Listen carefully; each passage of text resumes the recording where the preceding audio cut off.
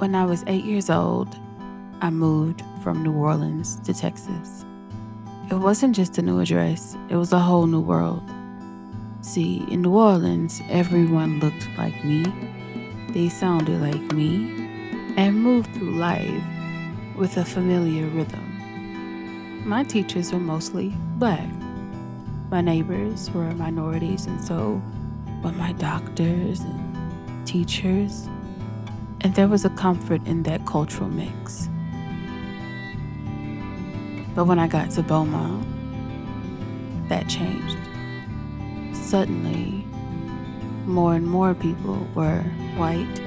They did not look like me. Their voices, their faces, even the way they said my name felt foreign. I didn't just feel new, I felt different. That experience shaped how I see education forever. It taught me how deeply diversity impacts belonging and how isolation can silently follow a child into every classroom seat. So when I became a teacher, I made a promise to my younger self. No student in my class would ever feel like I did. I build a classroom that feels like home, no matter where a student comes from or how they speak. Because before students can learn, they have to feel safe enough to be. In my classroom, I tell my students, you belong here, not because you fit in, but because you're here. And that sentence changes everything. As educators, we often focus on curriculum standards, data points, and test prep. But what good is academic rigor if students feel unseen?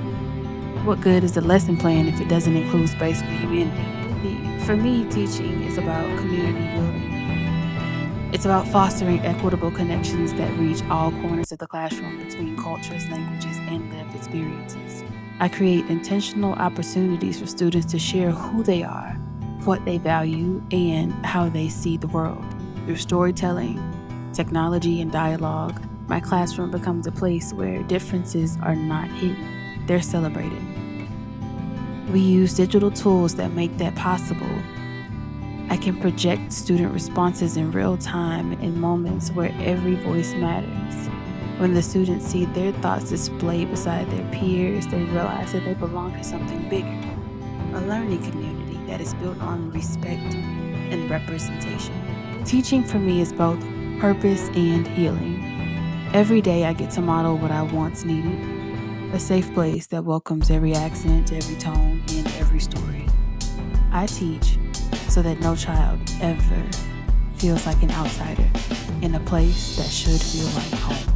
Every year my goal is simple, to be the kind of teacher that I needed when I was 8, to build classrooms that build bridges across cultures and hearts, to remind every student that their presence adds to the story that we're all writing together.